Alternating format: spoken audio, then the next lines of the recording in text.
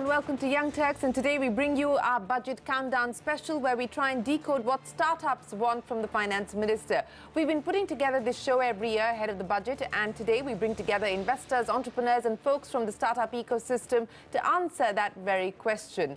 Well, on top of the wish list, abolishing the angel tax. Earlier this year, after the DPIIT issued a notification in February, it looked like this issue was finally resolved and that startups had managed to get relief from the angel tax. Moreover, as per the DPIIT, 149 startups have received an exemption under Section 80 IAC of the Income Tax Act. But the question is this enough, and are there more problems that we need to address? Just a couple of days ago, my Twitter feed was abuzz with multiple entrepreneurs stating that it was unpleasant because notices were back. Ironically, just a few weeks back, addressing the joint sitting of the new parliament, President Ramnath Kovind said, and I quote, "Today, India has joined the league of countries with the most number of startups in the world. To improve the startup ecosystem, the government is simplifying the rules. This campaign will be further expedited. Our goal is to establish 50,000 startups in the country by 2024.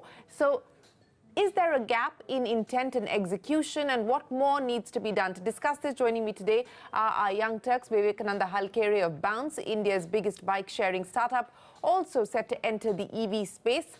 Also with us, Srijit Mulyal of True Elements, an online organic and health food brand. Archit Gupta of Clear Tax, a tax e-filing and investment platform. And to share what investors want, we're joined by Gopal Srinivasan, chairman of TVS Capital Funds and the former chairperson of IBCA. Also with us, Rehan Yarkhan, managing partner at Aureos Venture Partners. Gentlemen, appreciate you joining us here on the program. Right at the start, Srijit, let me come to you because, as I said, my Twitter feed has been abuzz with people complaining once again about the angel tax, about receiving income tax notices. What's the problem? Because there was a notification in February. It was followed up with another Gazette notification in March. What is the issue now with the angel tax?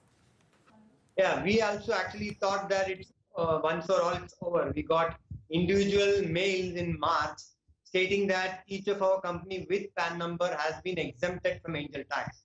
But it's in the last couple of weeks we have been made to realize that that exemption letter is of no use.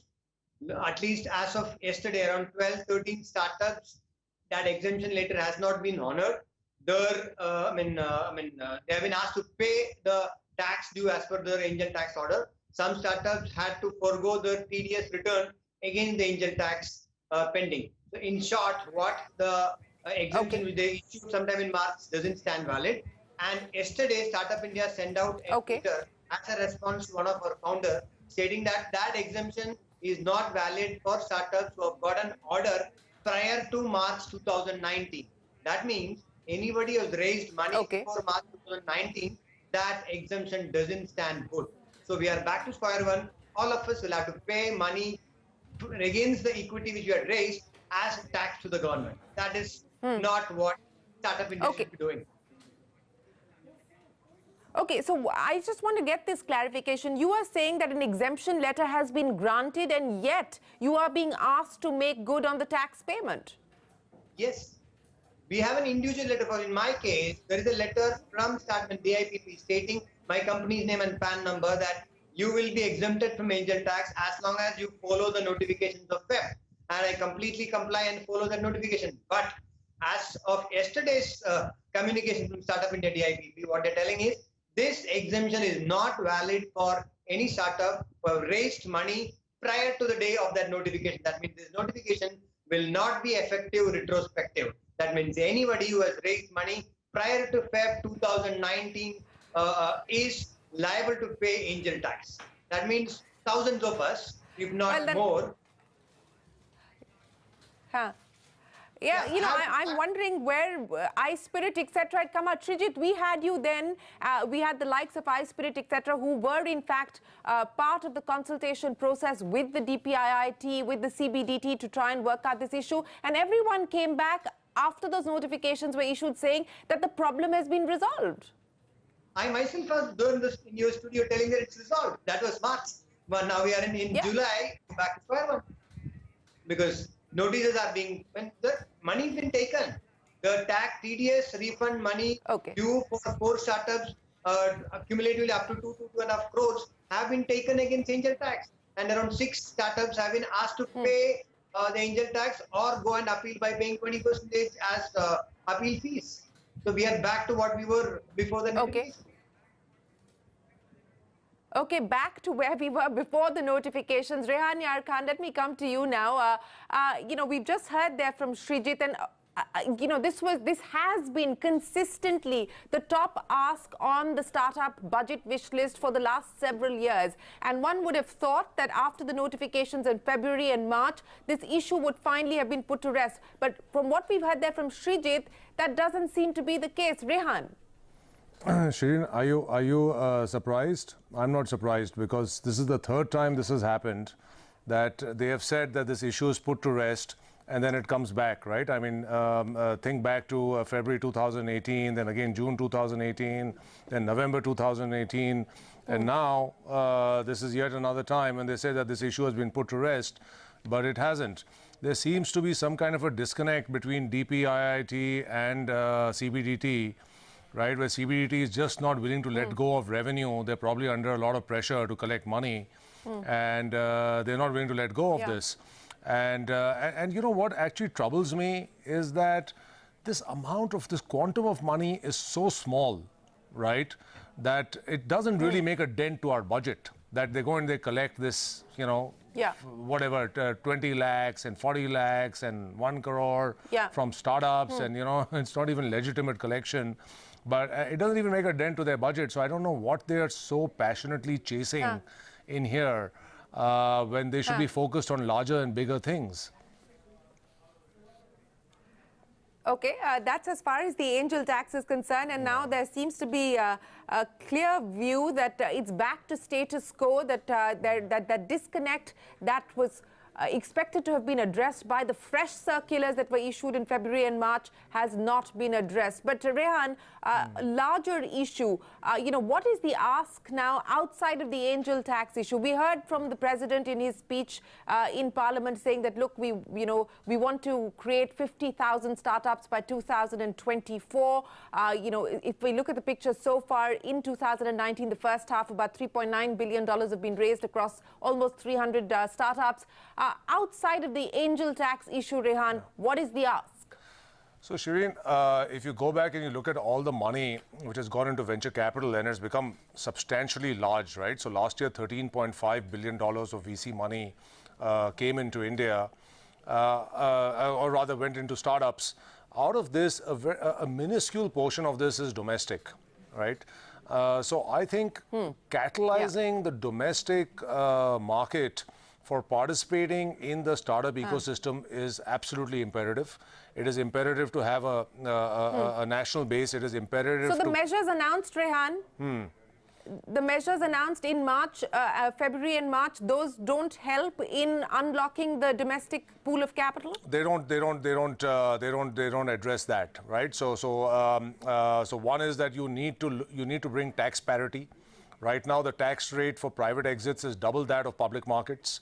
It's 10% on the public market. It's 20% if I make a private exit. There are large pools of capital which are sitting in insurance companies, pension funds. Those need to be unlocked. So if you look at China, for example, 85% of venture capital is domestic. In the US, almost all the venture capital is domestic. In our case, 95, 90, probably 98% of it is overseas. So I think that's a big thing that they need to focus on, because, it's risky being dependent on foreign capital. It can be fickle. Tomorrow they like India, tomorrow they like China, then they like Europe. Who knows, right? So. Yes. Yeah. Yeah.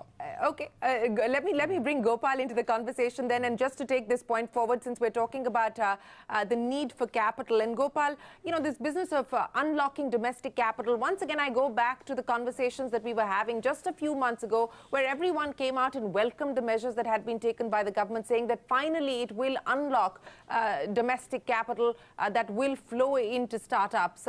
What's your view now on where things currently stand? And if we have this 50,000 startup aspiration by 2024, what's the need of the hour?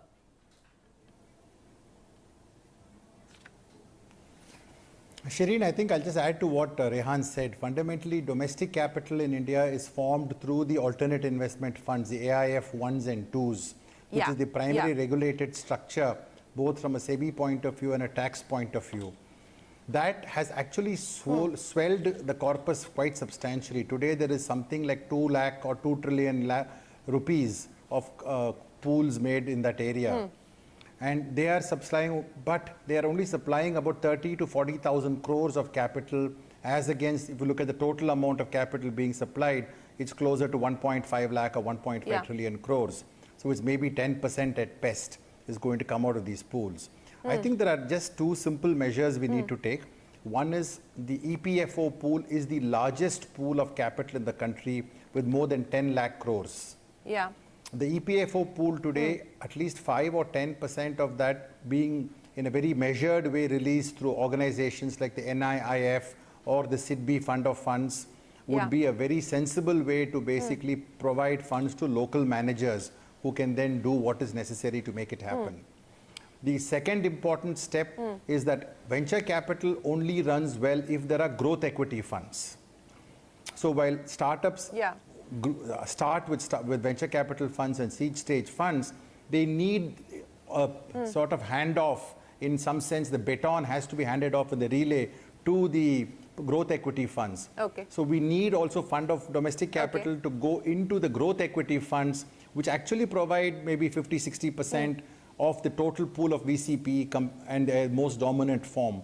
I think that is the second step. And the last step is, while I really, my heart goes out to the entire startup community on the angel tax, which has not been sorted out, despite fantastic efforts by many of the government leaders. I think the core issue on taxation, more than even the parity, is that there is actually a danger that when a growth equity fund writes a check to a startup today, the growth that check can be challenged, and the so-called angel tax can be levied on the startup, because growth equity funds are not protected from that rule. So simple archaic rules like that need to be brought in place. We're hopeful that this budget will see that happen. So I would say EPFO money through the fund of funds route, cleaning up some of the tax and encouraging fund of funds to grow to growth equity will be the logical step to scale India from a 2 lakh crore of AIF to say a 5-6 lakh crore in the next 3 years of pools. Well, those are good suggestions. Let's see if it gets taken forward. I don't know about the first one on the EPFO pool that you talked about. I have my doubts on whether that is going to be taken forward in any form or fashion. But let me go across to Vivek.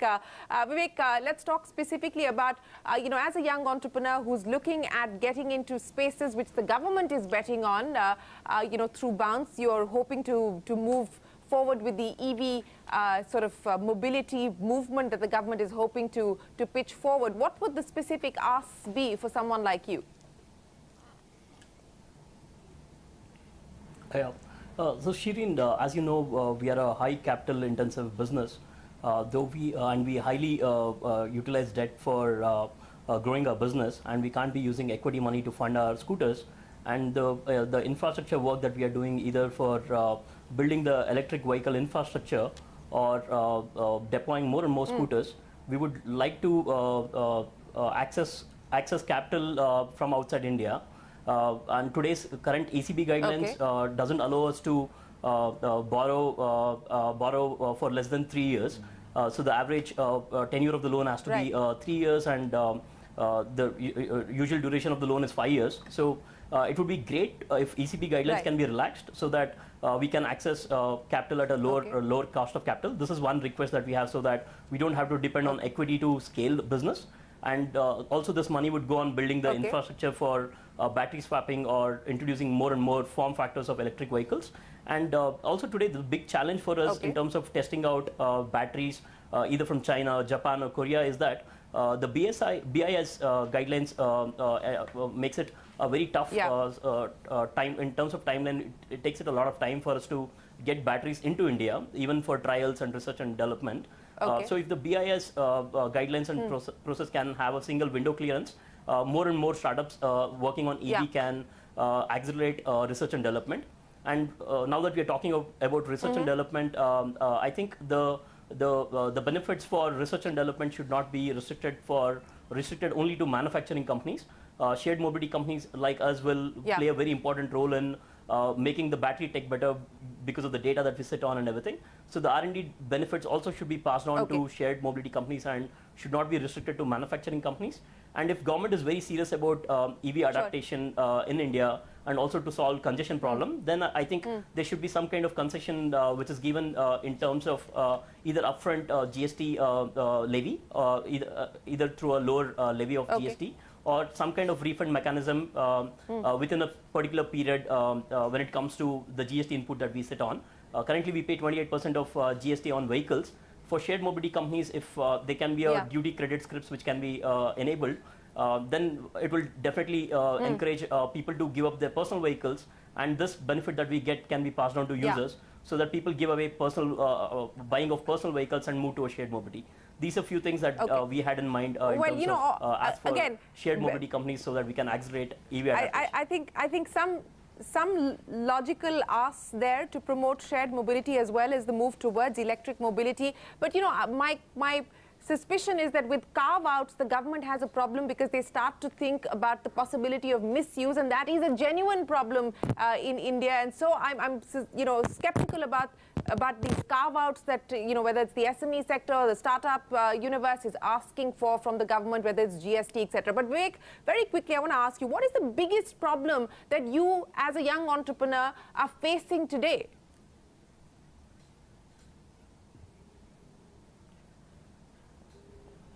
Sorry, I lost you there. Sorry.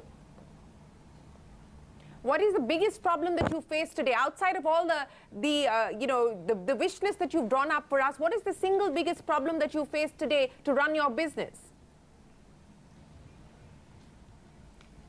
I guess in terms of regulatory flip-flops result in lower confidence from investors. So I think if there can be single window clearances for things which government is very serious about, be it in terms of EV adaptation, be it in terms of interoperability of batteries. So if there can be a central policy and single window clearance for some of the things, then we don't have to work with every state on implementation of mobility or any other things as such. So today we are highly dependent on 28 or 20 or 30 states in terms of permissions. And investors' confidence would be really tough if government is having a flip-flop as on policy. And I guess, again, going back to what Rehan was saying, I think the domestic capital is super important. So angel tax kind of curtails domestic capital flowing into startups. Yeah, I think regulatory certainty is something that everyone, not just startups, but every investor and entrepreneur wants from the government as well as from various regulators. But that's a good point to take a quick break on. Don't go anywhere. We're discussing Startup India's wish list from Budget 2019, the controversial angel tax coming back to haunt investors and startups. More when we return.